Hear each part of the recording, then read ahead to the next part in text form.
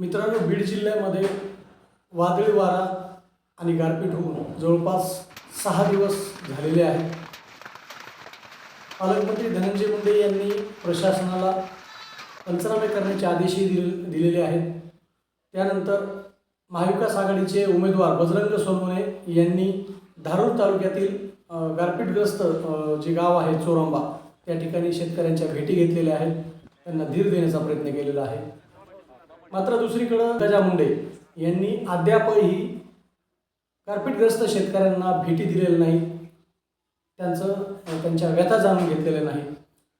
नेमकं ह्या विषयावर आपण यासाठी बोलत आहोत की पंकजा मुंडे या भाजपचे नेते आहेत, पण त्या सर्वप्रथम गोपीनाथ मुंडे यांच्या कन्या आहेत. गोपीनाथ मुंडे आणि शेतकरी हे एक अतूट असं नातं होतं. अनेक वेळा गोपीनाथ मुंडे हयात असताना त्यांनी शेतकऱ्यांसाठी आंदोलनं केली.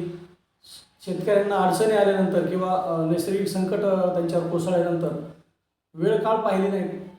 ज्यावेळेस माहिती मिळाली त्यावेळेस त्या ठिकाणी जाऊन शेतकऱ्याच्या थेट शेतामध्ये जाऊन शेतकऱ्यांना धीर दिलेला आहे. शेतकऱ्यांचे अश्रू पुसलेले आहेत. एकंदरीत जनसेवेचा वसा मुंडे साहेबांनी त्या ठिकाणी घेतलेला होता, स्वीकारलेला होता. मात्र पंकजाताई सध्या लोकसभेला उभा आहे.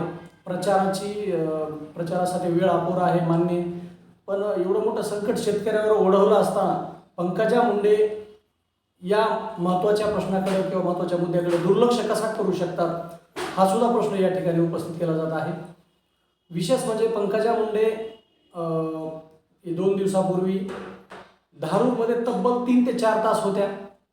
आणि जर त्या परळी मार्गे तेलगाव मार्गे जर धारूरला गेले असतील तर रस्त्याच्या कडेलाच चोरंबा गाव आहे, त्याच्या पुढं आरणवाडी गाव आहे. आणि जर त्या केजून धारूरला आले असतील तर त्यांना धारूरहून आरणवाडीला यायला फक्त 5 किलोमीटरचं किंवा 6 किलोमीटरचं अंतर होतं.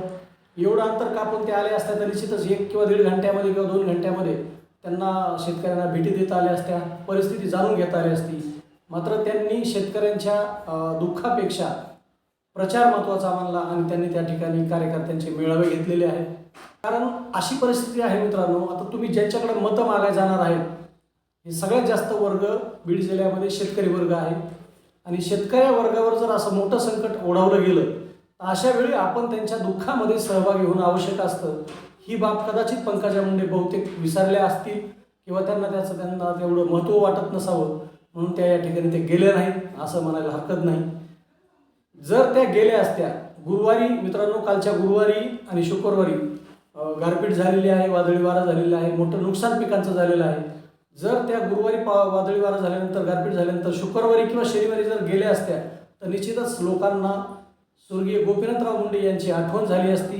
आणि त्या आठवणीने किंवा त्या साहेबांच्या स्मरणातून प्रत्येक शेतकऱ्याच्या त्या ठिकाणी जिथं पंकजा मुंडे त्या ठिकाणी गेल्या असत्या तर त्या ठिकाणी जे शेतकरी उपस्थित होते त्या प्रत्येकाच्या डोळ्यामध्ये त्यांचे अश्रू अनावर झाले असते.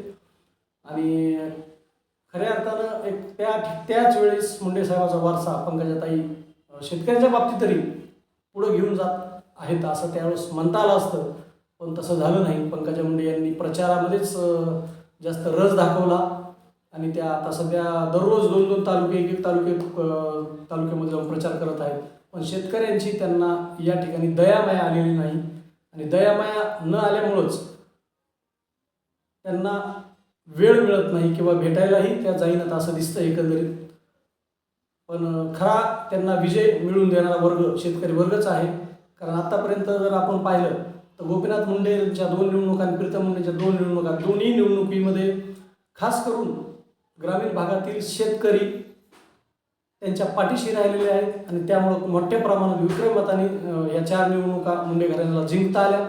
त्यामुळं पंकजा मुंडेंना खऱ्या अर्थानं हा पूर्व इतिहास जे आहे तो इतिहास या ठिकाणी विसरून चालणार नाही. त्यामुळं आत्ता तरी त्यांनी येणाऱ्या 1-2 दिवसात का होईना पण त्या शेतकऱ्यांना भेटी द्याव्यात आणि त्यांच्या व्यथा जाणून घ्याव्यात असं शेतकऱ्यांचं म्हणणं आहे. पाहूया त्या नेमकं काय करतात ती. पण त्यांनी मातीशी जी काही त्यांची नाळ आहे मुंडे घराण्याची, ती मातीशी असलेली नाळ त्यांनी या ठिकाणी कायम जोडून ठेवली पाहिजे असं कुठंतरी वाटतंय. आणखीन वेगळ्या विषयावर आपण भेटूया. तोपर्यंत माणुसकीला या चॅनलला सबस्क्राईब करा, शेअर करा आणि कमेंट पण करा. धन्यवाद.